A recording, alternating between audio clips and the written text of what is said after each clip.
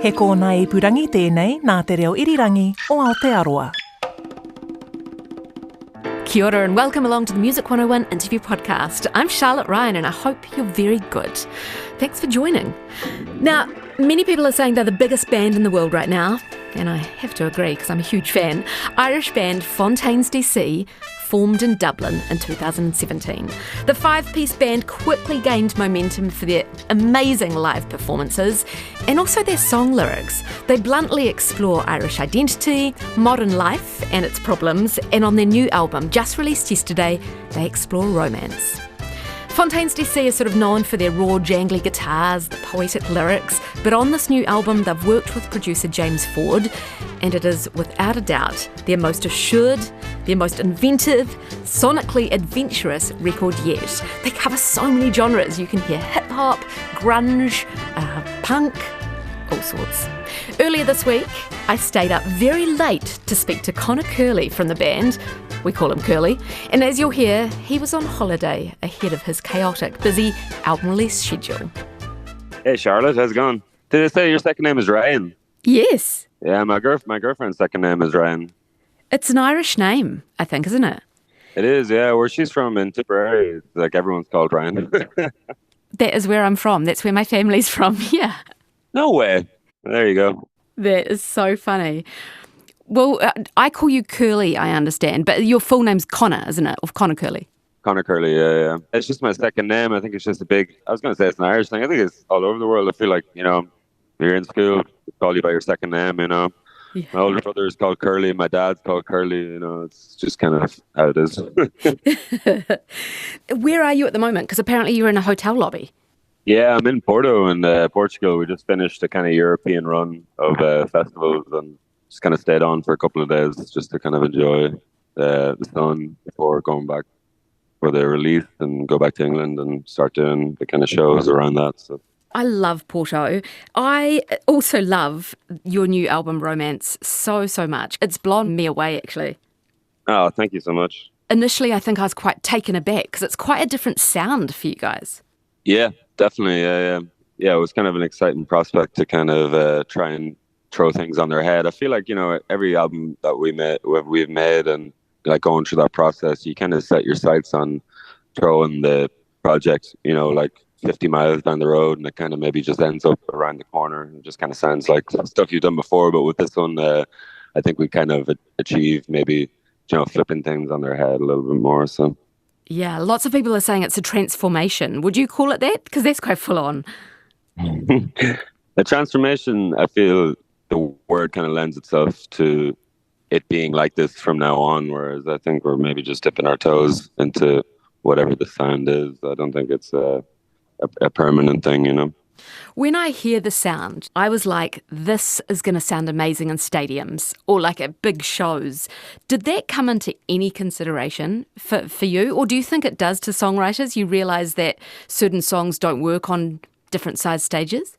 To be honest, I don't think consciously, but I'd say it was hard to do that tour supporting Arctic Monkeys in America last year and probably not take something away from the way that they kind of perform their songs, especially their newer stuff live. So I'd say there was probably something going on, but I think, when you're making the music, I find anyway that the live thing is kind of a distant kind of thought, it doesn't really come into my mind. And the only time it does is when, if you're writing something and it's kind of, you imagine it at a festival or something, like people jumping up and down. If it's a kind of banging moment, wherever you're like, oh, this would be good at a festival or this would be good at a big gig.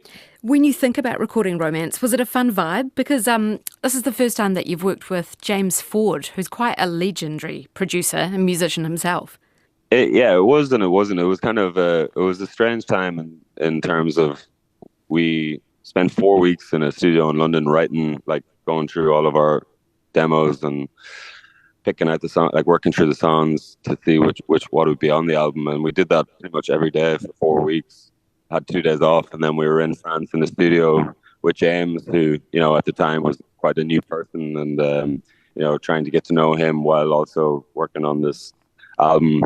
So I think there was a lot of maybe anxiety and nerves going around our camp, but by the end of it, it was a very creative experience, and got to really kind of use the studio as the tool instead of like before we would just kind of show up to record an album, know every song inside out, be so well rehearsed. Which with this one, it was a little bit more fluid and a little bit more things were up for grabs, and we kind of all put our heads together to kind of work on it. So that was cool. And did you go into the process or go into the album knowing that you wanted to sort of create such a diverse sound? And when I say diverse, I mean like there's bites of hip hop and there's strong bits of grunge and there's a bit of electronica. There's so many textures in the album. Is that what you wanted to create? Yeah, I think that was just the kind of music that we were all making, like individually, kind of flavors of like those things that you mentioned, and I think in that kind of period of time when we were making music separately, without the idea of the band, it kind of lent itself to like experiment with like drum machines and a lot more just kind of sharpening our own production. Just ended up adding kind of textures that were kind of outside of just the kind of guitar band sort of thing. Mm-hmm. Were there any albums that you guys were referencing? Yeah, we were listening to Around the Fur by Deftones a lot backstage. Cool. Yeah, we were listening to Chemtrails Over the Country Club by Lana Del Rey. We're listening to the first Barry Electric record, Dean Blunt's album, the black metal. Stuff that kind of just seemed genre bending and, lived in its own world. Music like that was kind of like really enticing for this one. Gosh, it must have been a bit of a crazy, weird in a great way, but reality check when, you finish touring. You're like, what do I do with myself now that I'm not touring? Because I guess in the old days, before Fontaines D.C. got so big, you'd have to get a job or, you'd have to go back to your old life, quote unquote. Yeah, exactly. And, in that time of touring, I'd moved to London, which is, had spent very little kind of time in, or hadn't really got the chance to really root myself there. It was just a place that I'd kind of sleep in between tours. It kind of felt like. So I think it really added to maybe the confidence on this record was that time off kind of lent itself to, discovery of what you are outside the band. And it's still being a musician, but it's just, I feel like it was either someone who, writes music the odd time and kind of goes about their life, or I just find it a lot more kind of gratifying to always kind of be working on it and always having something, always having a song that I'm writing in my head gave me a certain kind of sanity and yeah. Yeah, of course. The album title is Romance.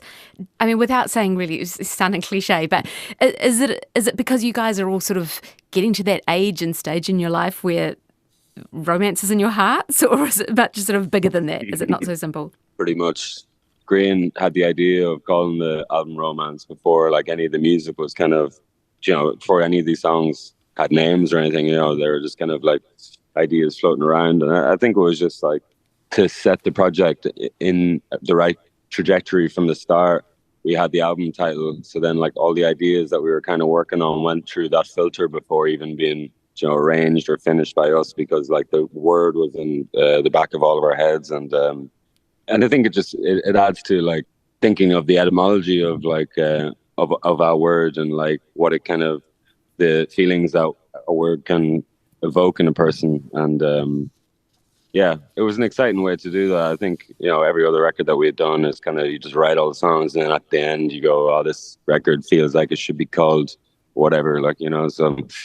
But this one, the title was before pretty much all the music, What sort of emotions do you have with Romance? There is a duality in the idea of romance, and that although at like first glance, the feelings that it kind of gives you are kind of positive and about like, devotion, and like when you flip it on its head and you can kind of think of romance almost as being, crazy and obsessive, maybe not good for that person. And so like exploring a word that has a duality like that then creates the world of the record, and that's where it's like romance is a place, because it lives between a kind of a light and dark that you create with the music around it. Do you have a favourite song on the album? I think at the moment my favourite song is Motorcycle Boy, I think. Oh, yeah. Why?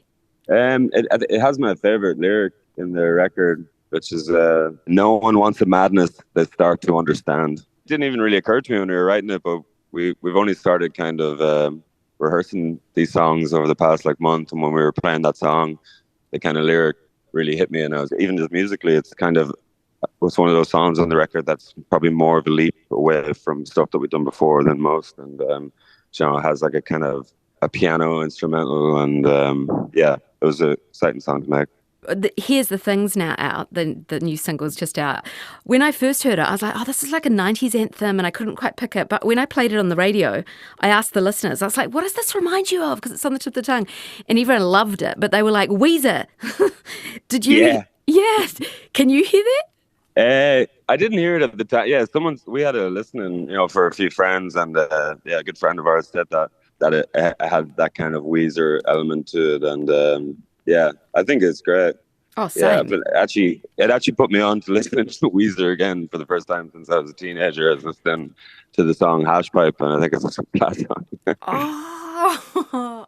So, Curly, how are you feeling about the next, I don't know, month or so? Because you're gonna go into quite a crazy whirlwind soon, aren't you? Yeah, well, yeah. To be honest, at this stage, I'm really excited for the album to be out. I'm excited to talk to people who have heard it instead of explaining what it is to people who haven't. Yeah. I'm just excited for the album to be out in the world, and it's at this stage, this is the the kind of final handoff where it doesn't become, it's not ours anymore, and it just lives in the world as its own piece of work. And I'm excited for these songs to kind of live out there, and for people to have their own individual favorites. Absolutely. Hey, Curly, thank you so much for making the time on your beautiful Porto holiday to speak to me. No worries. Are you in Wellington? Is it? No, I'm in Auckland. So nice. You've played here once. Yeah. It was great. That trip around New Zealand when we were doing laneways was amazing. I know you guys plan out years in advance, but is there any thought of coming down this side of the world again? Oh, yeah. Sooner than you'd think, actually. Next year, at some stage, we'll be over. So I'm looking forward to that again, because, I had such a great time when we were over that side. And, all the people over that side of the world were so nice. And, it's great. We're like your Irish family with names like exactly, Ryan. Yeah. Well, if I go over to New Zealand to play, you'll have to go back to Tipperary to have a look around, Yes, good call. Oh, thank you so much, Curly. It's been so lovely to talk to you. Amazing. Thank you so much. That wraps up another Music 101 interview podcast. Thank you for listening. And if you've got any Fontaines D.C. friends, make sure you forward this podcast to them so they can listen. Curly did promise that there will be dates announced, so fingers crossed they do a full New Zealand tour, not just Auckland. But go and listen to Romance, their brilliant new album. While you're there, go and listen to the rest of the catalogue so you can see the sort of progression that they've made in their sound. And I'm on the radio, as you might know, every Saturday afternoon from 1 p.m. But of course, follow the Music 101 interview podcast so you don't miss out on any of our great interviews. Until next time, take care.